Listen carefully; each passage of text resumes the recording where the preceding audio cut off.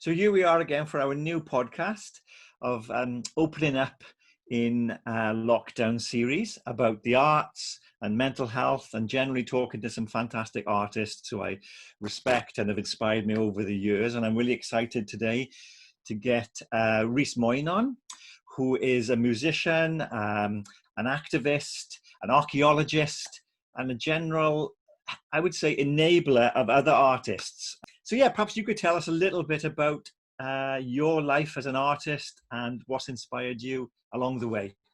Yeah, well, I've got two clear paths, if you like, two strands.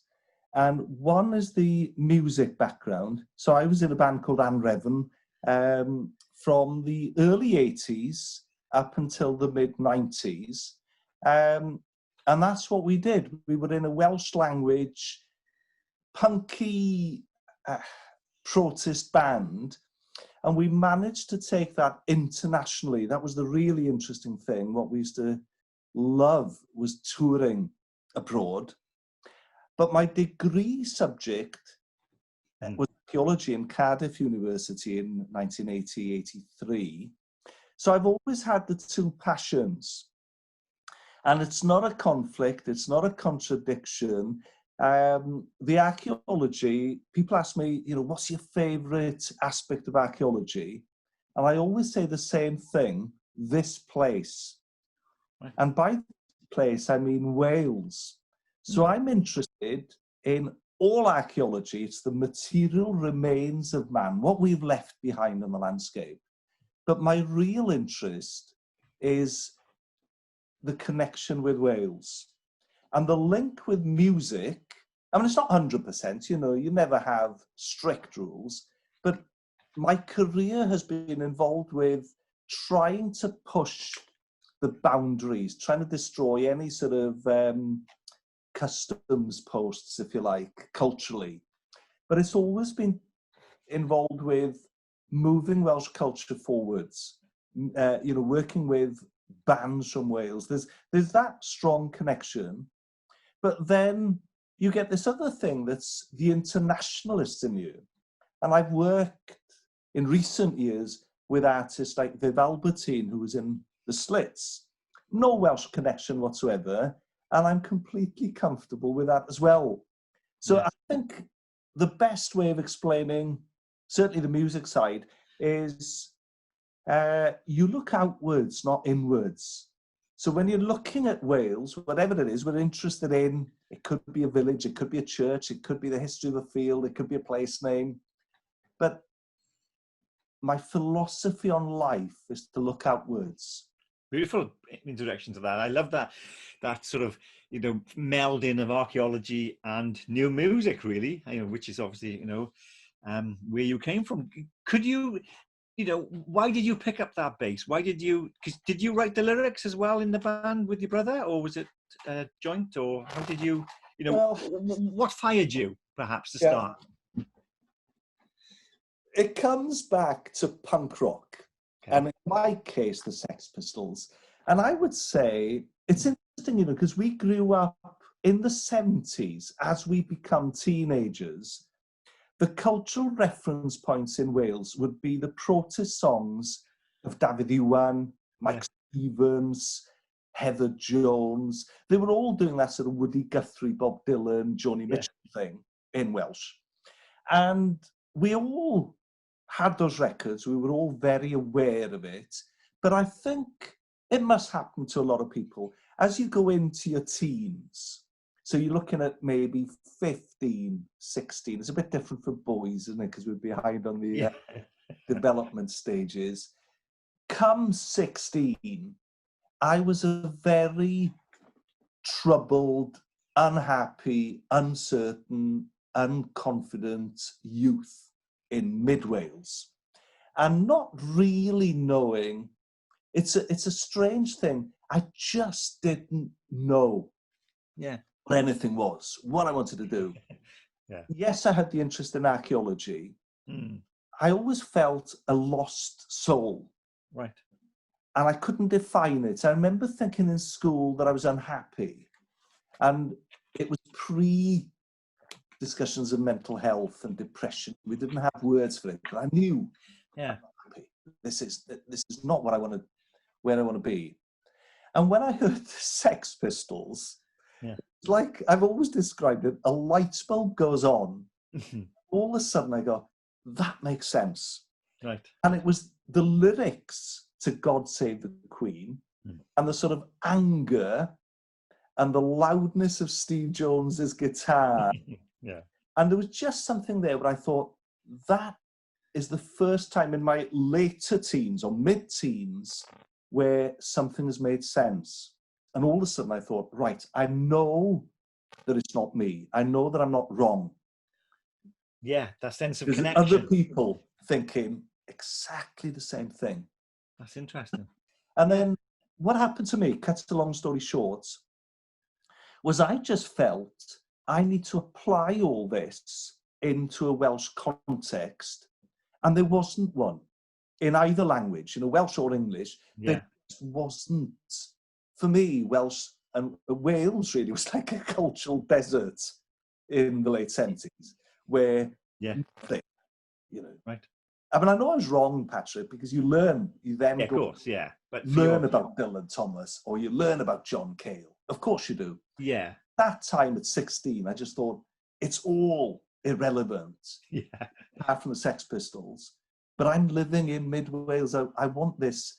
There's no point me talking about the Westway or, the 100 Club and Soho. It's not my life, is it? No. So I started this process with no idea how it worked. How do you apply that to the Welsh context? And you started it, really, then. You started that sort of, you made it yourself. You borrowed the sort of, or influence, not borrow, but we all borrow as artists, I suppose, but all those ideas and that sound perhaps in a Welsh context, which hadn't been done before, had it? There'd been no band singing in Welsh about really quite political, raging things from, you must have been about 19, 20 or, young, 21, young. It was a young voice. It was a protest voice. And do you think the arts in a way tied in, just perhaps, the mental health angle of talking about creation, do you think the arts are a safe sanctuary for the wanderers, the ones who perhaps are on the periphery of society, the loners perhaps? Do you think the arts, are a balm for people like that? And also, do you think today it still stands as that sort of cave, a sanctuary for people wandering? Absolutely. There's an interesting example, really interesting example that happened recently. There's a young triple harp player called Cerys Havana from Machynlleth. She's still in school in Machynlleth. She plays the triple harp, but she also plays piano, and she's recorded an album. And that album has the same energy and the same sort of passion as when you first heard Cerys Matthews or Nina Simone or Patti Smith. Right, yeah. And Cerys Havana, she's I don't want to speak on her behalf because obviously Cerys is Cerys, but we had a conversation recently where she touched on this whole question of fitting in and sexuality and being bullied and all the rest of it. And I understood what she was saying completely, but I'm in my late 50s, she's in her late teens. Yeah. And it was a really interesting conversation where I said, you know what, I can't say anything, I can't tell you how to do it, but I mentioned the analogy Patti Smith. And Patti Smith said something recently. We went to see her in concert in Manchester, and she introduced the show as "This is for the misunderstood, the outcasts." And there's something else I forget. She had about 3 things which basically covered all those loners, misunderstood, outcasts. And I thought that's one of the best things I've ever heard. Yes. Yeah. And a lot of us don't fit in. And it might be a looks thing, it might be mental health thing, it might be an attitude thing, it might be a politics thing. Just that feeling of, I still feel it, Pat. I certainly don't fit in within the Welsh mainstream. And I'm sure people from the outside see some of the stuff I've done and think, Rhys Mwyn he's mainstream, he's doing... But Yeah. I still feel, and I think it's the best place as an artist, creative communicator, being on the edge, on the outside, is always the right place to be.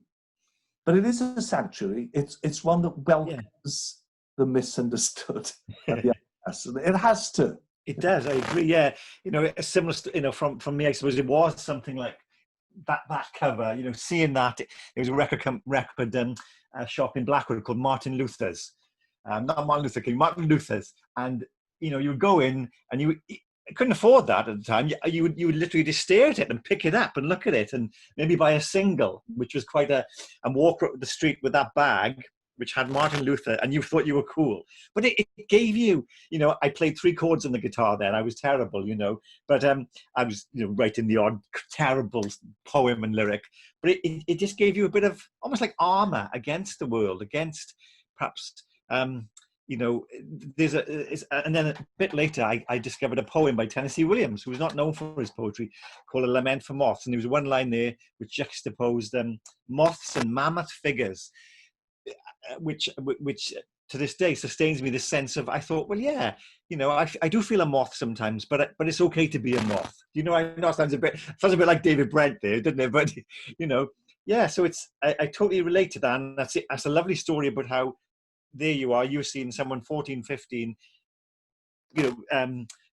expressing herself with the harp, and she's on that journey now. And it's because sometimes you look at the world and you think, what is going to save us? I'm not saying art can save us all the time, but at the moment it seems that we need new voices. We need people standing up and speaking out. Should you feel positive about the role of the arts at the moment globally? Do you think people care about poetry and bands, or do you think it's all lost? Big question. I'm positive about that. Going back to the sleeve behind you, Patrick, the Clash. Yes. I say recently, and I say it, with a great sense of humour, when people talk about religion, I just say, well, Joe Strummer is my Lord. Strummer had his faults, like a lot of people. Agree or believe everything Strummer did or said. But as a reference point, it's pretty good, I think. And in the same way, somebody like Patti Smith, or you mentioned the poetry, things they could provide signposts, when you're on these paths and you're not sure where you're going, signposts. It's a sanctuary. If it wasn't for punk, I would have never, well, I presume, you don't know how things pan out, whether I would have found my voice and found myself in that sense. Some idea what it is trying to do. Probably, Patrick, it's the artists that are the sanest in the world at this time. You see the politicians, so as we speak on this very day. There's pretty good examples at this point in time of politicians that have completely lost the plot. Yeah, I know what you mean. Yeah, and this lot, and Cummins and Johnson and Gove, you just think, they're all taking us for a ride. We've and fair play, people in America, they're out on the streets and they are standing up for their beliefs. I got a lot of admiration for the people standing their ground. Just so on a more personal level now, what have you learned about yourself, perhaps during this time, the last 10 weeks we've had with lockdown? What have you learned about yourself, perhaps as an artist, as a person, as a dad? That's a good question. There's a lot of things here. I think initially, none of us expected this pandemic. This conversation wouldn't have happened a year ago. No. What it is we were thinking about, we were probably focused on Brexit. We didn't expect this to happen. No. And it's a huge change for everybody. Huge change to the way we live. Yeah. And I think initially, the first few weeks, just before the lockdown, when you were aware of what was happening and you saw where it was going, I would say it was pretty frightening. Yeah. and 2 teenage sons. So we were really concerned that they understand. Trying to stop them going out with their mates was really difficult. Yeah. And then slowly but surely, you become used to Yeah. situation. I mean, I'll be honest, Patrick, I'm in the middle of writing a book in Welsh on the archaeology of South East Wales. All right. Yeah. Part of a series on Welsh archaeology books for Carreg Gwalch. Yeah. I thought, okay, the lockdown, I can use that to write. Yeah. I'm able to visit the sites, but I can get on with the writing. And I haven't really done much writing. I don't think the worry of the lockdown and the sort of changes that's happened hasn't been that conducive to being creative. Yeah. You need to try and write a little bit, but Yeah. I wouldn't say that my well-being is as good as it would have been earlier. Okay. I'm sure that there's a lot of people the same thing. Yeah. What I have discovered, because of the lockdown, I've been exploring footpaths on the edges of Carnarvon where I live, just trying to find new places to walk. And that hour a day when I just got away from everything has been wonderful. And one thing I think a lot of people have noticed, it's so green out there. Yeah. And quiet has been great. The lack of traffic has been great. So that from an environmental point of view, there's been something positive in this, that you see nature coming back. Yeah. You sort of realize our pace of life and the way we do destroy the planet is insanity, for sure. Yeah, definitely. And I'm beginning to get to the point now where we've adapted to this. So, you get good days and bad days. I would say my well-being is better again now than it would have been. Yeah. I suppose my final question really, Rhys, would be, what would be your advice now to someone wanting to pick up a guitar, hears that sound in their head, melodies? What would be your advice in this day and age about being an artist and marching on? What would you say? Right. I would say whatever it is you do, it has to stand out. There's a volume of traffic now. So if it's kind of average, if it's another band sounding like the Super Furries, borderline pointless. Now, you'd always encourage people. It's like playing five-a-side football. Yeah. Form a band, great.